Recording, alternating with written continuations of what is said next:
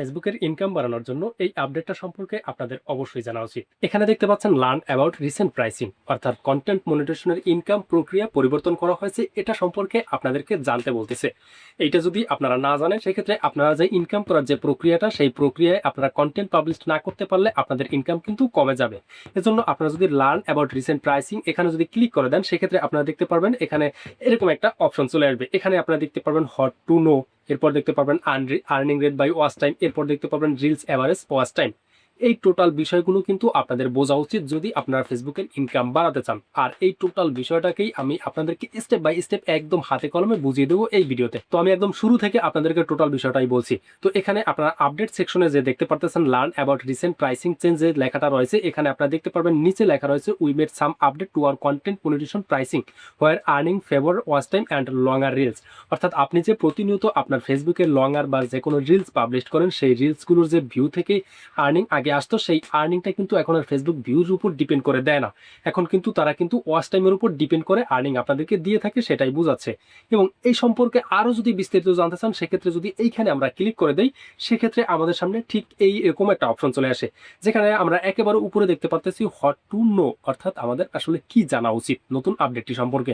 যেমন এখানে লেখা রয়েছে how long your viewers watch has a larger influence on your pay out. অর্থাৎ এখন শুধু ভিউজ নয়, আপনার ভিডিওটা অডিয়েন্সরা কত সময় ধরে দেখছে সেটার উপরই আপনার ইনকাম নির্ভর করবে। ধরা যাক আপনার একটা ভিডিও 1 লক্ষ ভিউজ পেলেন, সেই ভিডিওতে অ্যাভারেজ ওয়াচ টাইম পেলেন 5 সেকেন্ড করে।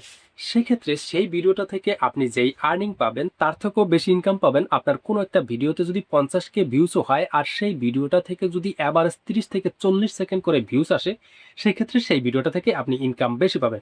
অর্থাৎ এখন শুধু ফেসবুক আপনার ভিউজটাকে কাউন্ট করবে না ইনকাম দেওয়ার জন্য, আপনার সেই ভিডিওটা কত সময় ধরে অডিয়েন্সরা দেখছে সেই বিষয়ের উপর ডিপেন্ড করেই কিন্তু আপনাকে ইনকাম দেওয়া হবে। যে কারণে ফেসবুক একটা আর্নিং রেট বাই ওয়াচ টাইমের একটা গ্রাফ আপনাদেরকে দিয়ে রেখেছে আপনাদেরকে বোঝার জন্য। যেমন এখানে আপনারা গ্রাফটা যে একটি দেখতে পারতেছেন, গ্রাফটা নিচ থেকে উপরে উঠছে। অর্থাৎ এখানে কিন্তু আমরা যদি নিচে দেখি, সেক্ষেত্রে ওয়াচ টাইম এবং এখান থেকে দেখতে পারতেছেন 0 সেকেন্ড $0, এবং এখান থেকে উপরে দেখতে পারতেছেন ম্যাক্স। অর্থাৎ এই গ্রাফটা ধরুন আপনার একটা ভিডিওতে যদি দেখা যায় ওয়াচ টাইম একেবারে হাইয়ের দিকে থাকে, অর্থাৎ ভিডিওর কমপ্লিশন রেট, অডিয়েন্সটা বেশি সময় ধরে দেখে, কিংবা দেখা যায় অ্যাভারেজ ভিউজ যদি ভালো থাকে, সেক্ষেত্রে আপনার আর্নিং বেশি আসবে। এবং আপনার ওয়াচ টাইম যদি ভিডিওতে কম থাকে, সেক্ষেত্রে আপনার আর্নিং কম হবে। সুতরাং আপনাকে এখন থেকে যে কাজটা করতে হবে, আপনি যে ভিডিওগুলো বানাবেন সেই ভিডিওটা শুধু ভিউজের হিসাব করবেন না, সেই ভিডিওটা অডিয়েন্সরা কত সময় ধরে দেখতেছে সেই বিষয়েও কিন্তু আপনাকে হিসাব রেখে আপনাকে ভিডিও বানাতে হবে।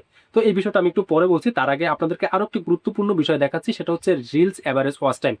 এখানে দেখতে পাচ্ছেন লাস্ট 28 দিনের একটা গ্রাফ এখানে রয়েছে, যেখানে ফেসবুক আমাকে বোঝাচ্ছে যে ইউর রিলস 14 সেকেন্ডস, অর্থাৎ আমার রিলসগুলো এভারেজ 14 সেকেন্ড করে অডিয়েন্সরা দেখতেছে।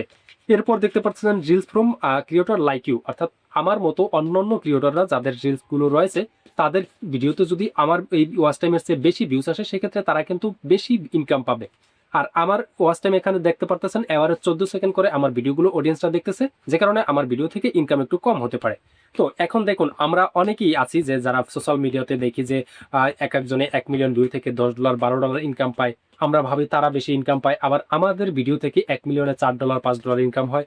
তখন কিন্তু আমরা আসলে কনফিউজড হয়ে যাই যে তাদের ভিডিও থেকে ইনকাম বেশি কেন দেয়, আমাদের ভিডিওতে ইনকাম কেন কম দেয়। তো সেই বিষয়টাই কিন্তু এই গ্রাফের মধ্যে বোঝাচ্ছে যে আপনার মতোই একজন কন্টেন্ট ক্রিয়েটর আরও বেশি ইনকাম পেতে পারে যদি তার ভিডিওতে অ্যাভারেজ ওয়াচ টাইম বেশি আসে, আর আপনার ভিডিওতে এভারেজ ওয়াচ টাইম যদি কম আসে, সেক্ষেত্রে আপনার ইনকাম আসলে কম হবে। যদি আপনার ফেসবুকের ইনকাম বাড়াতে চান, সেক্ষেত্রে আপনাকে অবশ্যই আপনার ওয়াচ টাইমের উপর গুরুত্ব দিতে হবে। এজন্য আপনার ভিডিওটা মেক করার সময় আপনাকে দুটো বিষয় বেশি ফোকাস করতে হবে।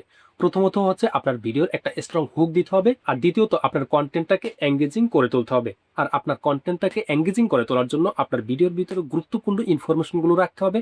বোরিং বিষয় বা বোরিং ইন্ট্রো ব্যবহার করা যাবে না। পাশাপাশি আপনার কন্টেন্টটা শুরু থেকে শেষ পর্যন্ত এমনভাবে আপনি তৈরি করবেন যাতে একজন অডিয়েন্স আপনার ভিডিওতে ক্লিক করলে শেষ পর্যন্ত দেখতে ইন্টারেস্টিং হয়ে থাকে, এবং ভিডিওর মধ্যে কোনো বোরিং বিষয়াদি যাতে না থাকে। তো কিভাবে আপনি আপনার ভিডিওর ওয়াচ টাইম বাড়াবেন, সেই বিষয়ে ভিডিও চাইলে নিচে কমেন্ট করুন ওয়াচ টাইম লিখে। সেক্ষেত্রে পরবর্তী ভিডিওতে ওয়াচ টাইম বাড়ানোর গুরুত্বপূর্ণ টিপস দেওয়ার চেষ্টা করবো সেই ভিডিওতে। আজকের ভিডিও এ পর্যন্তই। ভিডিওটিকে বেশি বেশি শেয়ার করে দেবেন প্রত্যেককে জানানোর জন্য।